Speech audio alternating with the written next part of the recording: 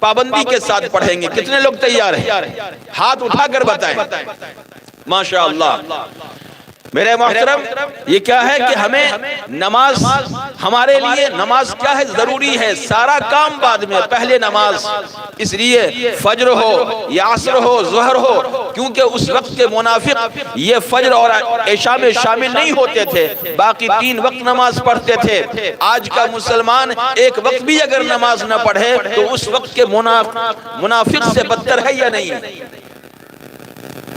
اللہ تبارک و تعالی ہم سبوں کو نماز کی توفیق عطا فرمائے۔ میرے محترم، یہ ایک عجیب سا معاملہ ہے۔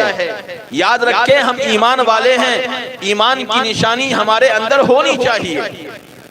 بہت سے لڑکے ایسے ہیں کہ جن کا نام جب تک نہ پوچھا جائے یہ کنفرم ہونا مشکل ہے کہ یہ مسلمان ہیں۔ کیوں؟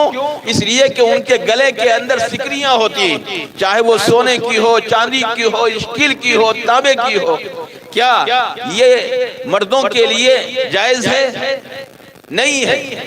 سینکڑوں لڑکوں سے ہم نے پوچھا ہے کہ یہ جو سکری تم پہنے ہوئے ہو گلے میں، کیا امام صاحب نے کہا ہے پہننے کے لیے؟ تو نہیں۔ ابو نے کہا ہے تو نہیں، امی نے کہا ہے تو نہیں، پھر پہنا کیوں ہے؟ تو ان لوگوں سے اتروایا ہے۔ اور پھر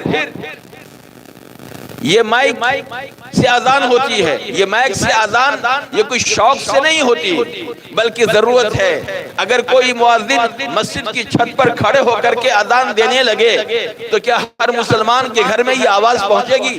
نہیں پہنچے گی، کیونکہ جس کا گھر قریب ہے اس کے گھر تک تو آواز جائے گی، لیکن جس کا گھر دور ہے اس کے گھر تک آواز نہیں جائے گی، مجبوراً مائک کا سہارا لیا جاتا ہے۔ اس لیے میرے محترم ایک واقعہ سناتا ہوں۔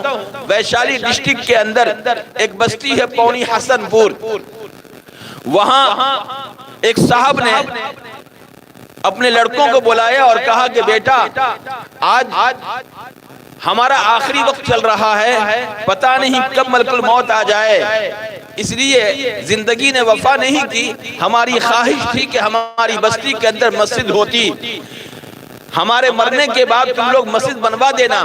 ان کا انتقال ہو جاتا ہے، ان کے لڑکوں نے ایک زمین منتخب کی اور مسجد کی تعمیر شروع کر دی۔ ایک غیر مسلم جو وہاں کا زمیندار تھا،